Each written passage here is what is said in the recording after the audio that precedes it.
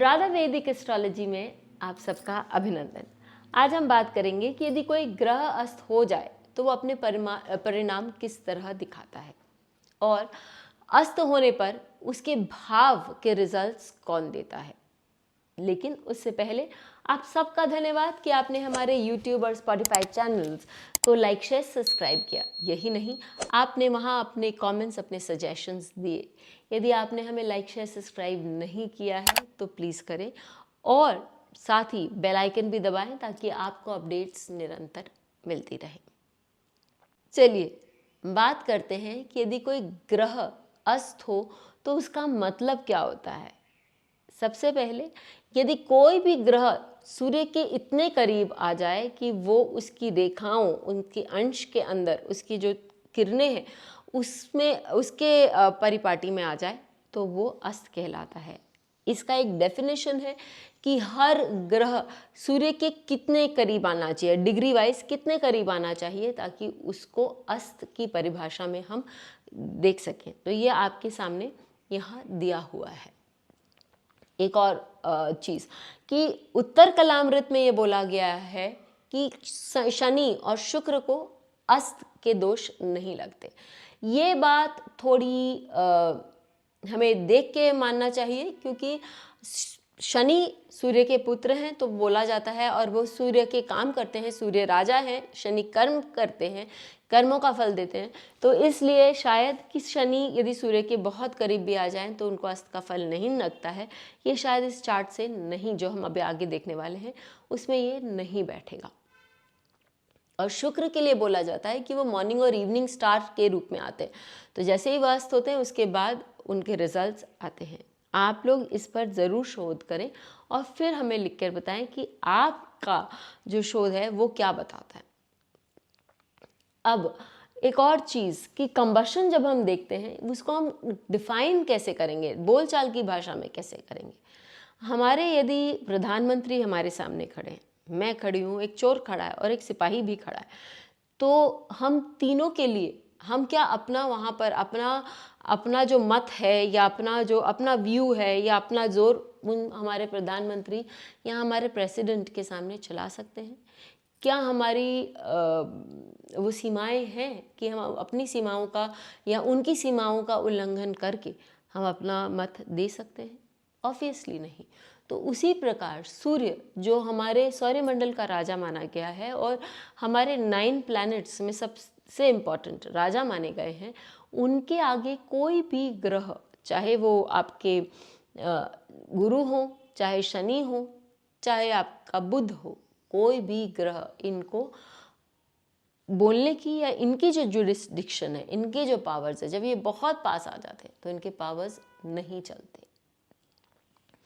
ऐसी स्थिति में हम पूछेंगे कि भाई ये तो किसी भाव के स्वामी हैं, ये रिजल्ट्स अपने कैसे देंगे? तो उनके जो रिजल्ट्स हैं वो खुद नहीं देते, सूर्य देते हैं। सबसे बेस्ट पार्ट ये है कि अच्छे भावों के भी रिजल्ट सूर्य देंगे और बुरे भाव, यदि कोई भी प्लैनेट बुरे भाव का स्वामी है और कंबस्ट है तो वो अपने रिजल्ट नहीं दे पाएगा, लेकिन सूर्य उसके लिए रिजल्ट दे देंगे। और अच्छे भाव का स्वामी है और कंबस्ट है तो भी सूर्य उनके लिए रिजल्ट देंगे। लेकिन सूर्य है कौन? सूर्य आपका आत्मज्ञान का प्रतीक है, सूर्य आपके पर्सनालिटी के प्रतीक हैं, सूर्य आपके ओजस, तेजस, इन चीज़ों को दर्शाते हैं। तो व्यक्ति कितना तेजोमय है, ऑब्वियसली जब आप बहुत सारे पावर्स लोगों के लेने लगते हैं तो आप और तेजस्वी होने लगते हैं, आपका पावर जो है वो बहुत स्ट्रांग होने लगता है। तो यदि 1-2 ग्रह आपके अस्त हैं तो आपका आत्मबल जो है वो बढ़ने लगता है और आप बहुत स्ट्रांग, सक्षम पर्सनालिटी बनने लगते हैं। अब ज़्यादा हम डिस्क्राइब इसको इस चार्ट से कर लेते हैं, जहाँ हम देखते हैं कि 2 ग्रह बुध और शनि ये दोनों अस्त हैं। कैसे? क्योंकि बुध जो है वो 14 डिग्री कुछ मिनट के हैं, शनि जो है वो 16 डिग्री 42 मिनट्स के हैं और सूर्य जो है वो 18 डिग्री 6 मिनट के। ये तीनों जो है हमारे वृषभ राशि में है। तीनों रोहिणी नक्षत्र में, ग्रोथ का नक्षत्र है। ऊपर से यदि आप बुध को देखें तो ये द्वितीय और पंचम भाव के स्वामी, पैसा बता रहे हैं, आपका पब्लिक अपीयरेंस बता रहे हैं, आपकी शिक्षा बता रहे हैं, आपका नॉलेज बता रहे हैं। और शनि जो है वो योग कारक है, वो आपको बता रहे हैं कि आपके पिता का क्या स्थान होगा, आपका काम कैसा होगा, ये सारी चीज़ें बता रहे हैं। लेकिन अचानक से सूर्य को, जो फोर्थ लॉर्ड हैं, उनको ये सारा पावर मिल गया और सूर्य लग्न पर है। सूर्य काल पुरुष कुंडली के लग्न में उच्च के होते हैं, तो यहाँ जब भी सूर्य लग्न पर बैठते हैं, वो व्यक्ति जो है वो हमेशा वैभवशाली होगा। उसका एक करिश्मा होगा जो लोग, यदि वो एफ्लिक्टेड नहीं हो तो, यदि एफ्लिक्टेड हो तो ऑब्वियसली प्रॉब्लम्स दिखाए देंगे। और मैंने आप लोगों को एक मेरे हेयर फॉल के एक वीडियो में ये भी बताया था कि यदि सूर्य लग्न पर हो तो व्यक्ति के बाल कमती होते हैं। प्लीज इस बात को भी याद रखिएगा यहाँ। अब आप देखिए कि इतना पावर उस सूर्य को मिल गया है क्योंकि वो दो दो ग्रहों के स्वामी है, सॉरी, दो दो ग्रहों के उनको पावर मिल चुका है। बुध है वो पैसे से डील करता है। बुध तो ऐसे ही व्यावसायिक बुद्धि होती है, ऊपर से सेकंड एंड फिफ्थ लॉर्ड भी हो गए, तो उस व्यक्ति को बहुत पैसा देना चाहिए, लेकिन उस व्यक्ति को पैसे से कोई मतलब ही नहीं है, उनको पैसे के प्रति कोई आकर्षण ही नहीं है। ऐसा नहीं है कि उनके पास पैसा नहीं आता है, उनके पास बहुत पैसा आता है, लेकिन पैसे के प्रति जो एक मोह और आकर्षण होता है उस व्यक्ति में नहीं है। इस व्यक्ति में ज्ञान की कोई कमी नहीं है, लेकिन वो व्यावसायिक ज्ञान नहीं है, वो आत्मबल है। और वो आप यदि हम कहें तो वो मंत्र मंत्रणा आदि का ज्ञान है जो आपको सूर्य भी उसको पुख्ता करता है। तो यहाँ पर वो एक कंबस्ट मरकरी और सूर्य के 2 पॉइंट्स वहाँ पर मिलते हैं, इसके लिए उनका वो आत्मबल बढ़ रहा है। फिर सेकंड हाउस आपके खाने को बोलता है, और बुध तो हर चीज़ें खाता है। हमको मालूम है, जब मैंने इस पर शॉर्ट्स भी बनाया था कि बुध हर चीज़ पर बताता है कि खाने की कैपेबिलिटी, ऑल दी रसेस। तो ऐसी स्थिति में इन व्यक्ति को खाने का भी शौक था, लेकिन ये व्यक्ति बहुत कम खाते हैं। इनफैक्ट ये 50-50, 51-51 दिन तक उपवास भी बिना कुछ खाए केवल पानी पर भी अपना जीवन यापन कर देते हैं। तो अब आप देखिए कि ये हमने देखा कि सूर्य ने बुध के सारे कैरेक्टरिस्टिक्स को खींच लिया या अपना लिया, और उसके रिजल्ट वो स्वयं देते हैं, व्यक्ति का मनोबल बढ़ाते हैं, व्यक्ति के संस्कार, क्योंकि सेकंड हाउस आपके संस्कार भी देते हैं, तो उनके संस्कार बहुत शुद्ध करते हैं और बहुत उच्च कोटि के बनाते हैं। फिर यदि हम बात करते हैं नवम और दशम भाव की, तो नवम और दशम भाव के जो ग्रह हैं वो व्यक्ति को क्या देते हैं, और या वो व्यक्ति को क्या बनाते हैं। वो व्यक्ति के लिए एक स्ट्रॉन्ग योग कारक है शनि।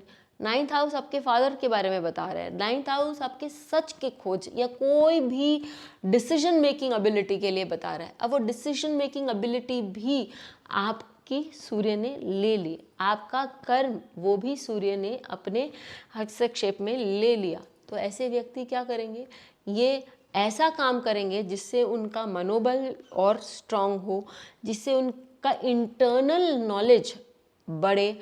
ऐसे लोगों के लिए सेवा करेंगे। शनि सेवा का भी कारक है, सेवा भाव उनके मन में होगा, ताकि, और ये धीरे धीरे और आगे बढ़ेगा, पनपेगा, क्योंकि ये रोहिणी नक्षत्र में, विच इज़ अ नक्षत्र ऑफ ग्रोथ। तो वो सेवा भाव जो है उनका, लोगों के लिए निष्काम भाव से बिना कुछ चाह के काम करने की इच्छा होगी, और ये उच्च कोटि की सेवा भाव होगी, क्योंकि 10th लॉर्ड भी आपका योग कारक भी हो रहा है।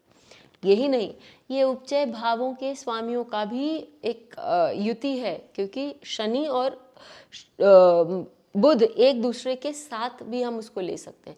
तो ऐसे व्यक्ति के जीवन में क्या चेंजेस, क्या उपचय आएंगे? हाँ, क्या ग्रोथ है? बहुत ग्रोथ है, लेकिन किस दिशा में? आपके नेम एंड फेम की दिशा में, डेफिनेटली, क्योंकि सूर्य लग्न पर है। लेकिन क्यों?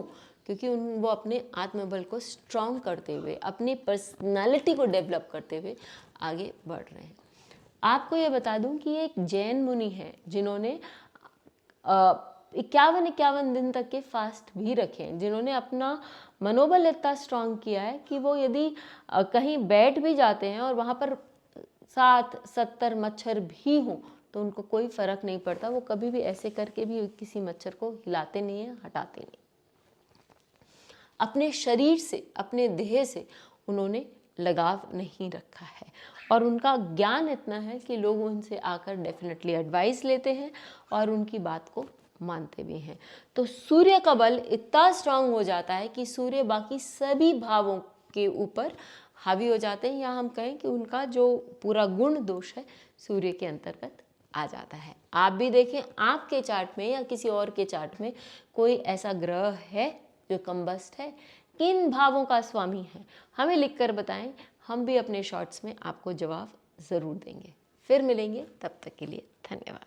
बेल आइकन को दबाएं ताकि आपको वीडियोस की अपडेट मिलती रहे। हमारे वीडियोस को लाइक करें, शेयर करें, उन पर कमेंट करें और हमारे चैनल को सब्सक्राइब करना न भूलें।